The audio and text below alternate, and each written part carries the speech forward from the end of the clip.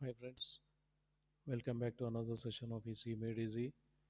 Here we are in our first section working on various materials. We have seen the basics of conductors, then insulators, then we have seen some very fundamentals of semiconductors. Now it is time to see how these semiconductors can be made use to our purpose. As discussed, the semiconductor is a class of materials with a tetravalency, which means the outermost orbit should have 8 electrons, but they are now having only 4 electrons. That means they need 4 more electrons to become stable. And the easiest way they find to become stable is aligning themselves into a crystalline structure, and the neighboring atoms share their electrons. The neighboring atoms share their electrons. So this way covalent bonds are prepared. Two electrons, instead of being part of one atom, they become part of both the atoms, and hence each atom gets one extra electron from each of the neighboring atoms. And hence, if you look at this particular atom, then for this particular atom, these two, so totally 8 electrons are there orbiting this atom, but these electrons are covalent. That means they are part of two atoms. So this electron sometime revolves around this and sometime around this. Therefore it will be a system instead of atom. It's a system of atoms where the electrons are shared among neighboring atoms, and hence each atom thinks that it has got 8 electrons in its outermost orbit and hence feel stable. So that's what is discussion about a system which we call a semiconductor, and in this case we call it an intrinsic semiconductor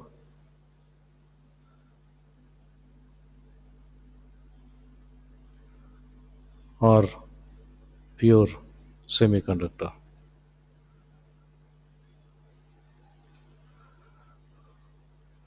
The intrinsic semiconductor, pure semiconductor,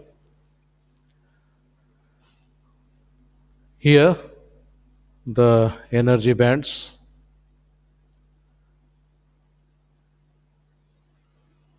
which we had discussed in our previous video lectures are called the conduction band and the valence band.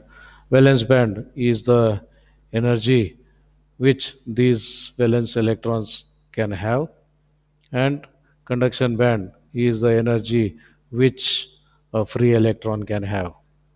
So there is a energy gap.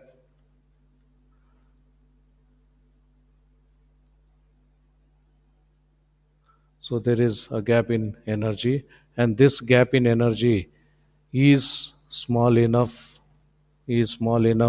such that some of these electrons break their covalent bond and free become free even at room temperature.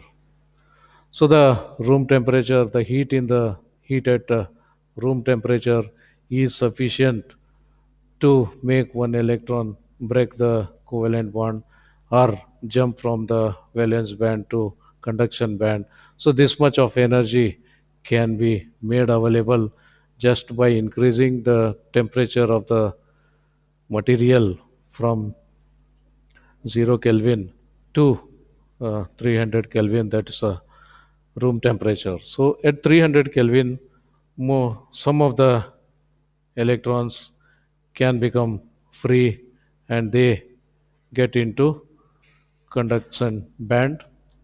And when this electron becomes a free electron, then this particular covalent bond, which is supposed to have two electrons, is no more having two electrons, it is having one electron and one gap. And this gap is called a hole. So there is a hole in the covalent bond. So whenever a free electron is released, it leaves back one hole. So when you talk about conduction band and the valence band, and if an electron moves from the conduction valence band to the conduction band, so there will be a hole left behind, and there will be a free electron in the conduction band. There will be a hole here, so this is what we call a hole. This one we have called free electron. Okay, so the as long as we are dealing with intrinsic semiconductor, that means each atom is a tetravalent atom. That means you are talking about a pure semiconductor structure. So to have a free electron, the electron must break a covalent bond. So whenever it breaks a covalent bond, it leaves one hole behind. Therefore, in under when the material is a semiconductor, then for each free electron, one hole is created. So in short, the number of free electrons will be equal to number of holes. So that's always equal in number, because a free electron can come only after breaking a breaking a covalent bond.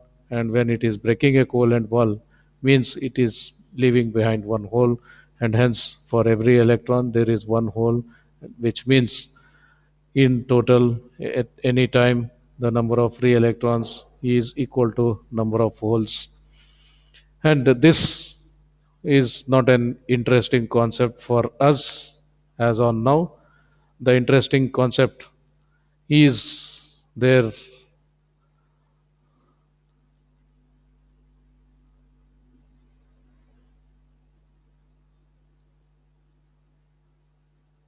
when you add some impurity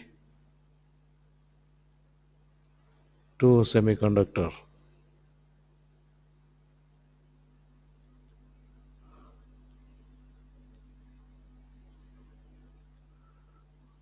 So yes, definitely it's too confusing. It's something uh, what do you say, unable to believe that impurity is going to create something interesting future. So don't know what you understand by this, because all other places when you say we prefer to have fully pure thing, nowhere we prefer to have impurity. But electronics is the only place we prefer to add impurity to improve the efficiency, to make new things more useful, and so on. So to know how the adding impurity can make things do more wonders, so let us wait for our next session. Till then, take care, see you, bye.